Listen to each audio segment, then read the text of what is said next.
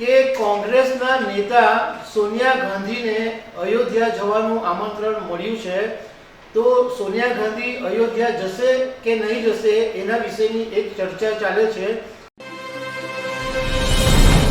નમસ્કાર દર્શક મિત્રો, 22 જાન્યુઆરી 2024 આ દિવસ દેશના ઇતિહાસમાં એક ઐતિહાસિક દિવસ બનવાનો છે, કારણ કે એ દિવસે અયોધ્યાની અંદર ભવ્ય રામ મંદિરની પ્રાણ પ્રતિષ્ઠા થવાની છે અને આખા દેશના નેતાઓ બધા જ લોકો આ ભવ્ય પ્રાણ પ્રતિષ્ઠાની રાહ જોઈ રહ્યા છે. પણ અમે એ વાત કરીશું કે કોંગ્રેસના નેતા સોનિયા ગાંધીને અયોધ્યા જવાનું આમંત્રણ મળ્યું છે, તો સોનિયા ગાંધી અયોધ્યા જશે કે નહીં જશે એના વિશેની એક ચર્ચા ચાલે છે. એના વિશે તમારી સાથે વાત કરીશું. મારું નામ રાજેશ શાહ છે અને તમે જોઈ રહ્યા છો ખબર છે .com.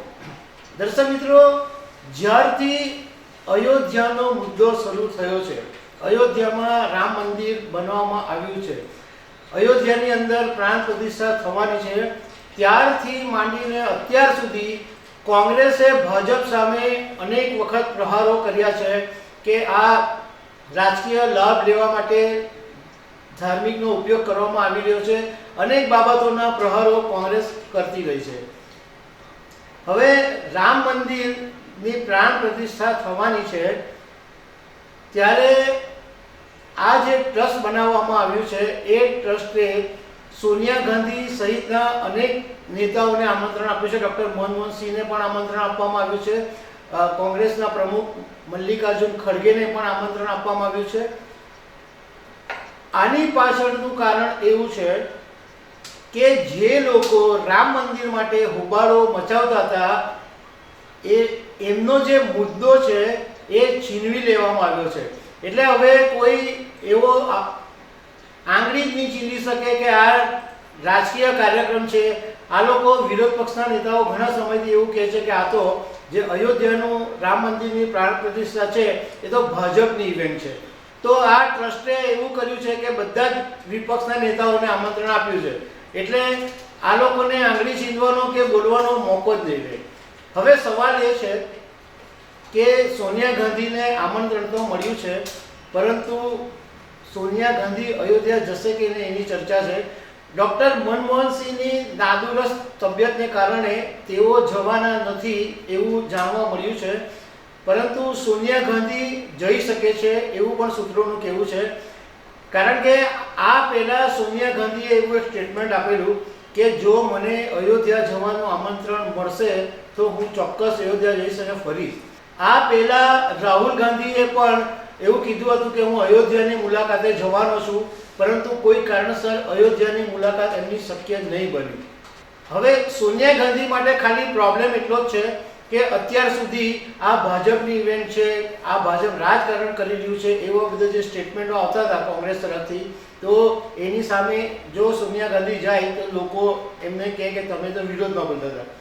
બીજું કે કોંગ્રેસ માટે મુસ્લિમ વોટ બેંક સૌથી મોટી છે, એટલે જો સોનિયા ગાંધી અયોધ્યા જાય તો મુસ્લિમ વોટ બેંક નારાજ થાય.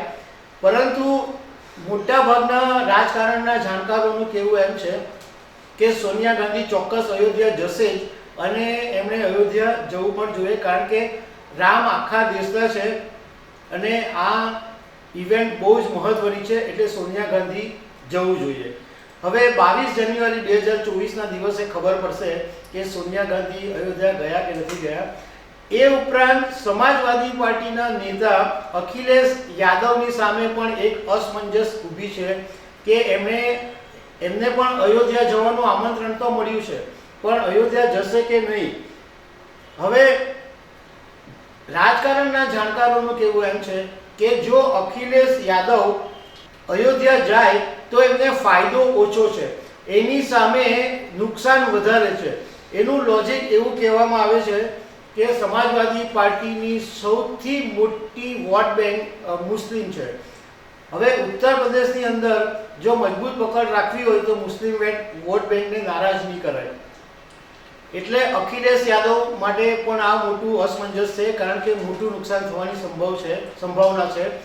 જો કે જાણકારોનું કહેવું એમ પણ છે કે અખિલેશ યાદવ પણ કદાચ અયોધ્યા જશે.